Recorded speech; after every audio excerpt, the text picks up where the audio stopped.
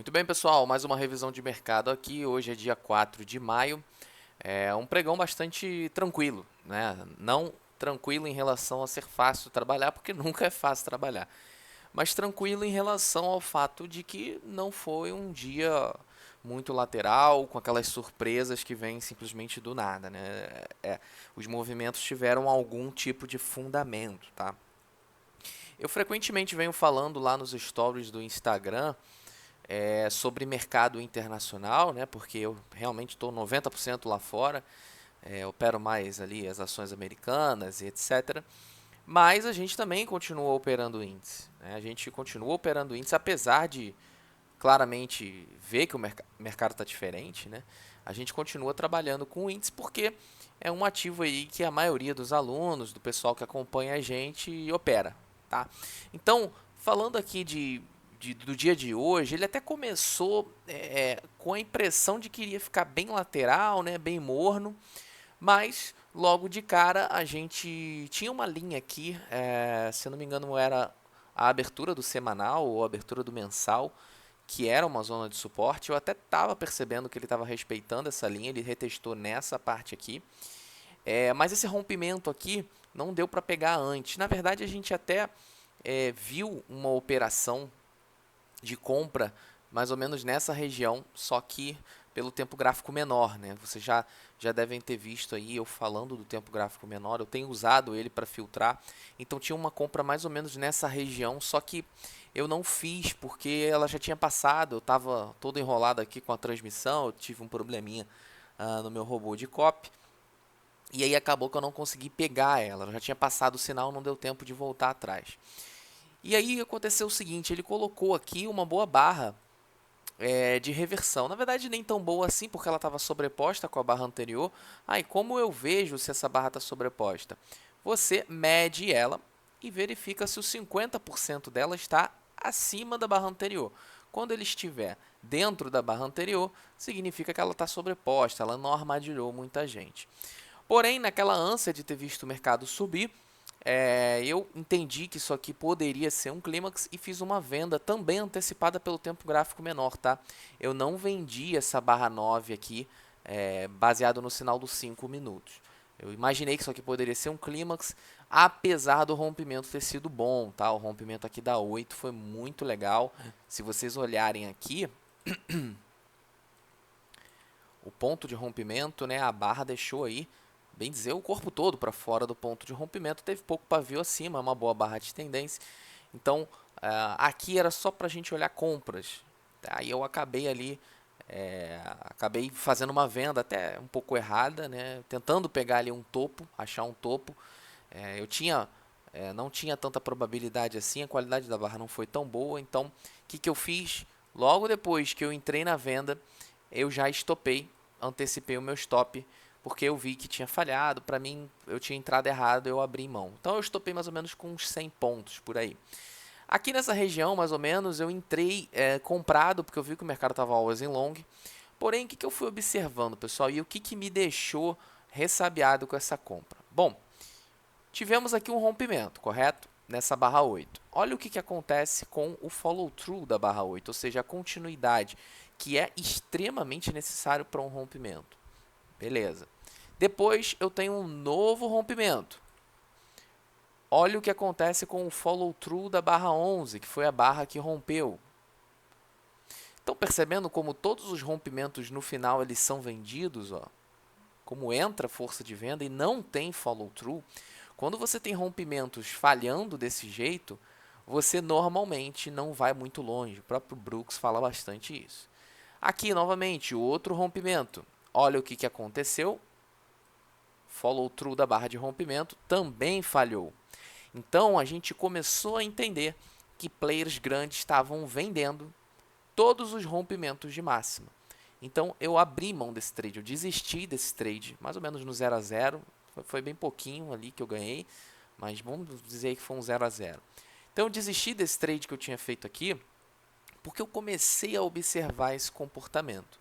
E aí, a gente também viu que tinha uma wedge aqui, tá bom? Uma wedge um pouco parabólica, tá? As três puxadas seriam essas aqui, ó. Uma, 2, 3 puxadas. Poderia ter contado aqui 1, 2, 3 puxadas e já entender que isso aqui é uma wedge? Claro que sim, tá? Mas aqui, a principal que eu vi foi essa, tá bom? 1, 2, 3 puxadas. Então, quando eu vi essa wedge acontecendo, um tanto parabólica, com essas falhas de rompimento do fundo, eu falei, pronto, agora a gente só precisa de um bom sinal de barras. Além de tudo, eu tinha aqui um dia muito lateral, que foi o dia de ontem. E se você projetar essa lateralidade para cima, deixa eu até esticar aqui, estou projetando essa lateralidade do dia de ontem. Você vai ver que o mercado cravou certinho no alvo dessa lateralidade. Então, a gente tinha confluência suficiente para entender que aqui era uma região de venda. Então, assim eu fiz. Eu vendi mais ou menos por aqui. Eu antecipei um pouco a minha entrada pelo tempo gráfico menor, depois que eu vi boa continuidade. E eu só queria realmente uma falha de H, que aconteceu nessa barra 18. Ela falhou, inclusive com uma outside bar, até com cara de doji. Ela falhou e me gerou aqui em cima um aumento de mão. Então, eu aumentei a minha mão. Na verdade, eu dobrei a minha mão por conta desse sinal que aconteceu. E aí, nós pegamos toda essa queda. Eu saí mais ou menos por aqui, agora eu não me recordo, acho que foi mais ou menos por aqui, ou um pouco acima. Pegamos toda essa queda aí e fizemos aí o dia, porque a gente desceu desde aqui de cima com a mão dobrada. Então, a gente estava numa circunstância bastante confortável para continuar nesse trade. Aqui ele começou, depois eu não operei mais, tá, pessoal? A gente até fechou a sala um pouco mais cedo. Ele também fez uma wedge aqui, tá? Ele fez uma wedge, porém o mercado estava pesado, com correções rasas. Então, você não vai ficar operando wedge sem contexto gráfico. Tá? Depois ele colocou uma correção profunda, mas deixou o gap de média.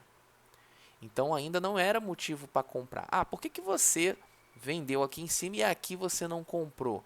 Porque a gente estava numa volta muito mais forte do que essa alta. Justamente pelo fato desses rompimentos estarem falhando. Aqui não. Aqui a gente tem barras consecutivas. As barras fortes, ó, elas têm continuidade, follow through, ó. Retomamos a queda. Olha aqui o follow through acontecendo. A gente tem continuidade. Retomamos a queda. Olha o follow through acontecendo. Quando eu tenho continuidade, eu tenho força, eu tenho pressão.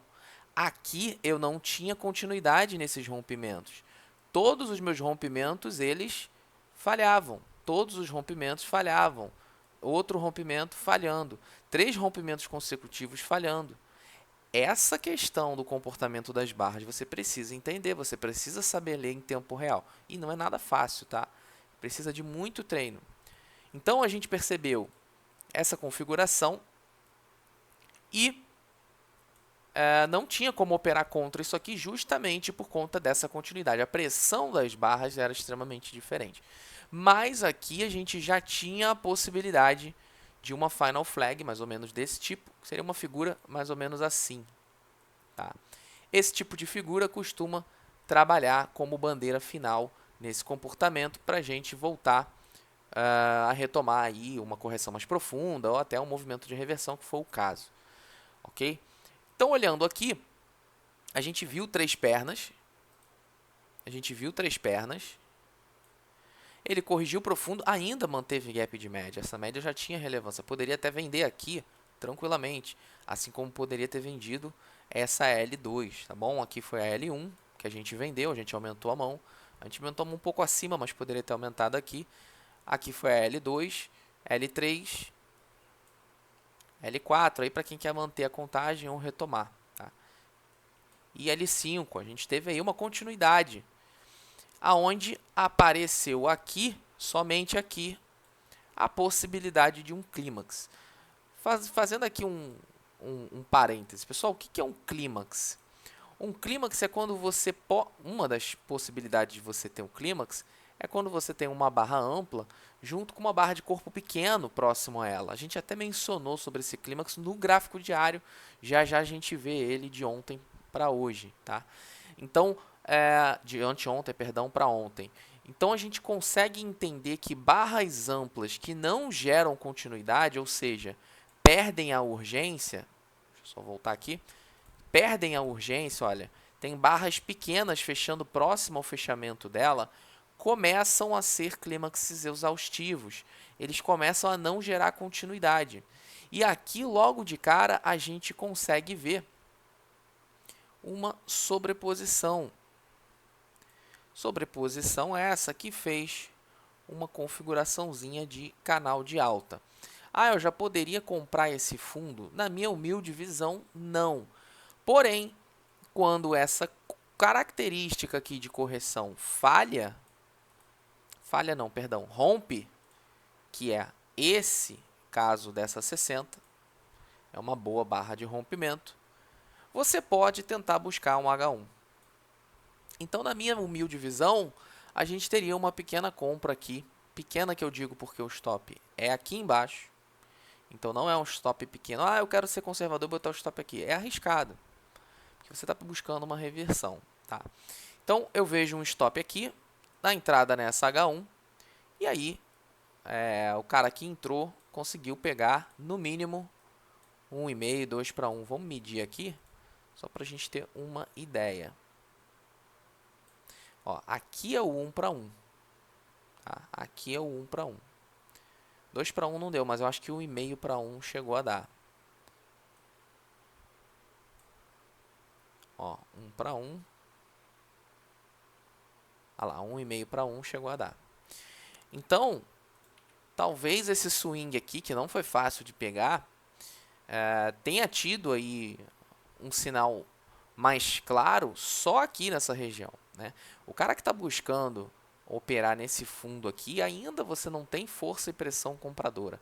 Depois de toda essa queda, você ainda não viu uma reação de fato compradora que te fizesse levar a um movimento mais amplo como esse. Aqui ela aconteceu, originada muito por essa barra 60, que foi um ótimo rompimento. Se vocês olharem aqui, ó, a qualidade do rompimento foi muito boa. E ele deixou um gap com o ponto de rompimento anterior. Então aqui a gente consegue enxergar um predomínio comprador nesse gap. Por isso que essa H1 era uma ótima entrada. Ah, claro, eu estou falando com um gráfico pronto. Não estou falando porque eu não estava operando aqui. Não estou falando que era uma operação fácil nem nada disso. Mas aqui era uma ótima barra para se operar dentro desse contexto de rompimento e etc. Depois ele gerou continuidade ali na 64, 65, 66 e 67, foi muito forte. Eu talvez saísse no fechamento da 67, porque achei ela um tanto climática, mas aqui no geral foi uma ótima subida. Continuando aqui após a subida, ele fez uma correção. Você poderia até, quem entrou, né, comprado, poderia até medir aqui essa pernada. A gente vai ver que ele parou na região de 50%, que a gente sabe que é super importante, tá? Fez até uma bandeirinha aqui, né? Uma espécie de bandeirinha, fez um bom rompimento, mas você não pode ignorar toda essa puxada de alta, né, pessoal? Não vai vender só porque foi um bom rompimento aqui, imaginando que isso aqui vai devolver tudo em V, toda hora vai ter volta em V. Você precisa de um contexto interessante. Esse contexto interessante que você precisa, ele precisa acontecer principalmente nesses topos. Aqui eu tinha um topo com força, aqui eu tinha motivos suficientes, eu tinha o edge, eu tinha movimento projetado, aqui eu cumpri um objetivo. Nesse topo aqui eu não cumpri um objetivo para que me fizesse cair. Então, parem para pensar sempre nisso. Se você está buscando um movimento de reversão ou um movimento de vender alto numa lateralidade ampla, você precisa ter motivos para isso. Você precisa ter confluência de sinais. Aqui, essa queda seria meramente uma correção dessa puxada de alta. E como que eu vejo como que eu tenho essa cautela para poder não depender dessa situação de, é correção ou não é? O primeiro passo é você enxergar que essa alta é como se fosse um barrão de alta. tá? Você vai olhar como se toda essa alta fosse só um barrão. E a barra de correção, você vai olhar como se fosse uma barrinha pequena. Então imagine o seguinte, esse barrão chegou num limite de resistência? Não, ele simplesmente voltou. Ah, eu poderia estar olhando uma linha de tendência lá de trás. Pessoal, as melhores resistências e os melhores suportes, eles acontecem de forma horizontal, tá bom?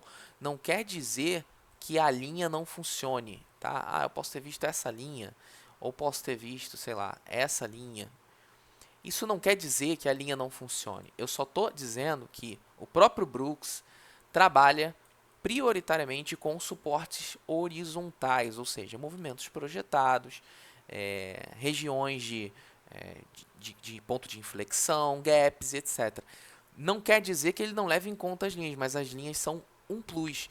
Você operar só porque tem uma linha, você não está operando com probabilidade, ok? Então essa volta era bem difícil de pegar, para mim ela só aconteceu um sinal de probabilidade aqui na 62, antes disso eu não vi, tá? Mesmo que alguém tenha operado, acredito eu que tenha probabilidade a partir daqui. Depois a gente caiu, a gente fez uma correção, paramos nos 50% e aí eu vi um mercado um pouco mais consolidado, um pouco mais lateral, que tentou gerar um rompimento ali e não já era o final do dia, parte do leilão, até que não fechou ruim, né? Fechou positivo, mas foi um dia mais técnico, tá? Não foi um dia tão enroscado, mas foi um dia mais técnico. Eu queria dar uma olhada aqui rapidamente antes de terminar no gráfico diário, para que a gente consiga avaliar o que eu tinha falado. Ó.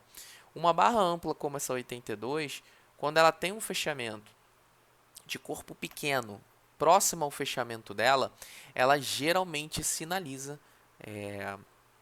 um possível clímax exaustivo. Clímax exaustivo que está acontecendo numa região de canal, então num suporte. Eu até imaginei que poderia sofrer essa alta hoje, eu até comentei lá na abertura do pregão, eu comentei essa possibilidade, por conta de essa 82 possivelmente ser um clímax. Qual é o grande problema aqui? É a quantidade de barras que já vem falhando durante esse cenário. Então a gente já vê um microcanal aqui, as barras estão começando a ganhar amplitude, né? Olha aqui a quantidade de dojis e olha como agora as barras estão mais amplas. Mas não é ainda um bom gatilho para compra. Tá? A média já vem ficando flat, o mercado já está com ideia de lateralidade. Não que a gente vá operar baseado no diário, mas a gente não pode ignorar que ele está caindo. Mas esse sinal da 82 me deixa um pouco mais confortável e esperançoso para entender que esse mercado pode buscar uma retomada aqui, buscar uma alta aqui, baseado nesse sinal de possível clímax. Amanhã seria de suma importância gerar um follow-through bem forte para cima dessa 84. Aliás, é o que eu acredito que possa acontecer. Apesar da 84 não ser uma boa barra de sinal, tá? E não estar num suporte muito bom. Eu até vejo um bom gap aqui, que o mercado segurou, ela visitou hoje um gap no diário. Acredito que a gente possa ter aí uma confluência interessante.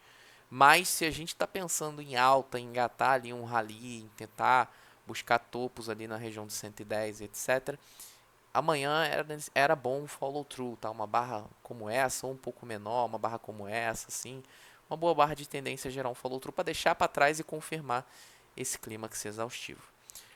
Pessoal, essa aí foi a minha visão, tá? Acompanhem o nosso pregão ao vivo, a gente está liberando aí a primeira hora e meia do mercado todos os dias no YouTube. Inscrevam no canal aí para você ativar o alerta e ter acesso. Quando a gente entra ao vivo, ele te gera um alerta de 9 às 10h30. Tá bom? Qualquer dúvida, botem aí nos comentários, a gente discute sobre o assunto. Estudem porque vale a pena. Valeu, um abraço.